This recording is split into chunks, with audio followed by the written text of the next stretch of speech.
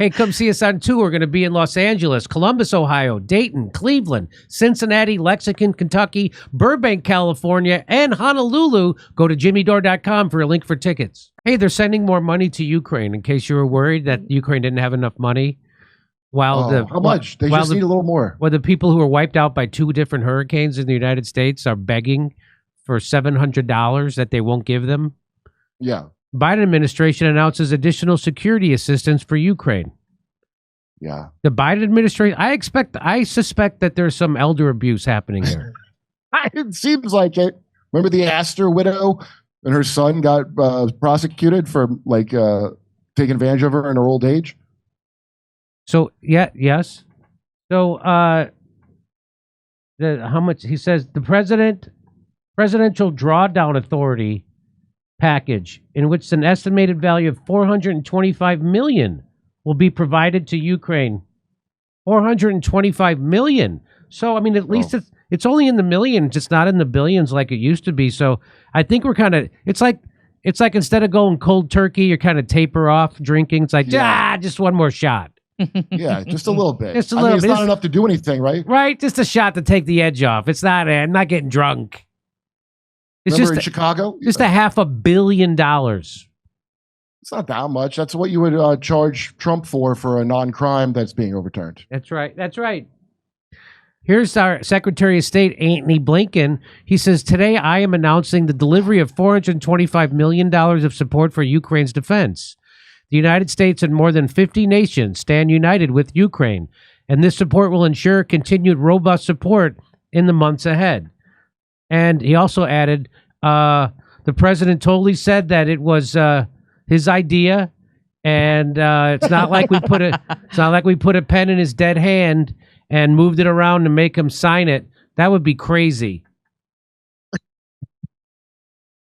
That would be absolutely crazy. Ian Carroll says, remind us again how much has gone to hurricane survivors in your own country. Effing traitor.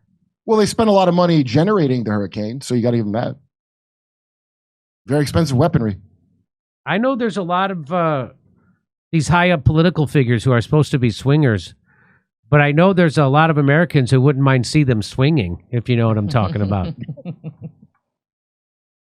They certainly talk like they're afraid of that, don't they? And for my idiot friends in Hollywood, like my ex-friend Vance, who revealed his complete hypnosis he's under by the mainstream news media yesterday on Twitter to me. Go to my Twitter feed. You won't believe it. You won't believe it. That's a grown man with kids who believes there isn't a thing he doesn't believe that comes out of MSNBC or CNN.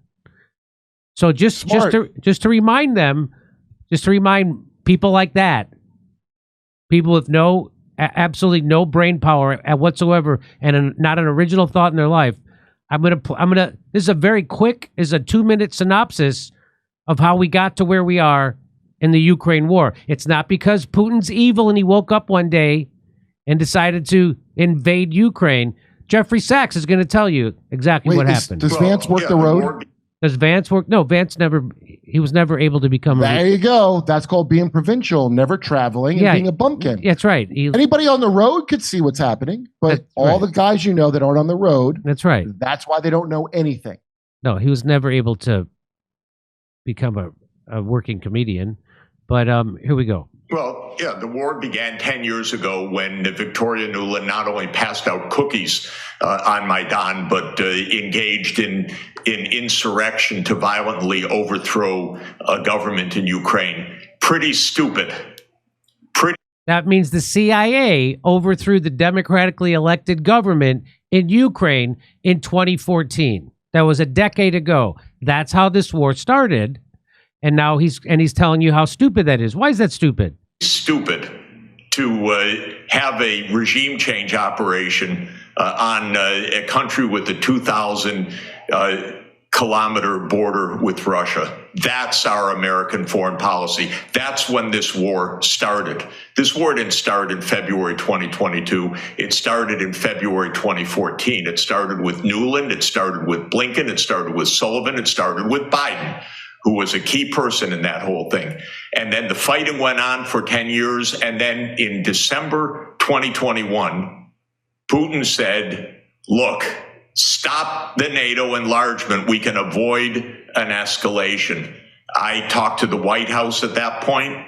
Nah, we don't stop anything. They just thought they had all the cards. We're going to cut them out of the SWIFT banking system. We're going to bring the economy to the knees. Bunch of nonsense by ignorant people. And so Putin escalated. He didn't start the war. He escalated the war. And within basically a week, Zelensky said, okay, we can be neutral. And the Turks mediated negotiations. And then, though the U.S. government wants to hide all of these facts, which are sitting out there for those who know where to find them, the U.S. intervened and told the Ukrainians, you keep fighting. And we have our senators who say this is the best money that money can buy because it's Ukrainians dying, not Americans. They're weakening Russia. Well, they're not weakening Russia, but they are killing Ukrainians. So this is not responding to Putin's invasion. The war started 10 years ago, and we kept refusing every off-ramp. Till this day, Robbie, you hear Putin say, and if you listen, every day we're open to negotiations. And then these fools in the U.S. government say, there's no one to negotiate. They don't want to negotiate. And then President Putin says, oh, we're open to negotiation. Oh, there's no one to negotiate is what we hear from the U.S. side. This is just narrative. So, you know why? Negotiating doesn't make anybody more money. Yeah, that's the only disagreement I have with him is, no, they're not fools. You're the fool if you believe that they think that. They know what they're doing. That's what they think. That stupidity that they say is what they think of you. Because they got their own agenda, which is why they keep it up. There's no way this loser of a war, just like all the other wars, the only reason they keep going is because someone way above your pay grade wants it that way for reasons that don't help you or Ukraine. That is correct.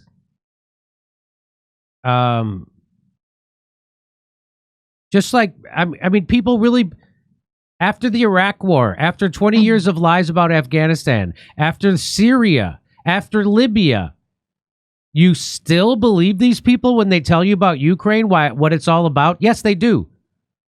My dumb shithead comedian friends who pat themselves on the back and virtue signal all day and think they're on the right side of history are complete dupes of the establishment and the war machine.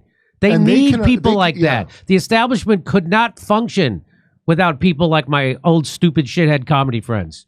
They need more of them. They don't have enough. Because all they got is every friend you've ever known, apparently. And they got adult Disney fans and then people who still wear COVID masks. That's the last of the demographic. Well, they have every late night comedian. Who would that be? I'm not counting Jimmy Kimmel. I'm not counting any of them. Not one of them. The people who quote unquote host the late night comedy shows. I've never considered them comedians. Jimmy Kimmel was never a stand-up. He was always just a host with another guy. Right. Fallon was a guitar comic who did sketch. Who's left now? Craig, what's his name? Ferguson used to be a comedian. No, Craig Ferguson's not on TV anymore. Yeah, right. So, no, this is like Stephen Colbert. Who comes out after Stephen Colbert now? Colbert's an actor. He's a dumb actor, much like all the media. Who comes out no after one's Stephen left Colbert? Who does their job except actors. There's just paid actors. Is there even a late show anymore? Did they get rid of it after James Corden? Did they get rid of that show? I remember they kept trying to get D.H. Hughley to host that show, but I guess he didn't poll good enough with the... They really... That guy used to say smart things, and he's gone. He's gone now. I've seen him being smart on other shows, and all of a sudden, at a certain point, he went with everybody else. Who hosts the Late Show on CBS? No, it's over. I think it's over. I think there's another show there now, hosted by another. It's a different kind of comedy show. Put on an infomercial. That's all you need. Nobody cares about TV anymore. I can't believe people still worry about a Hollywood dream still. How do you even have that in your head?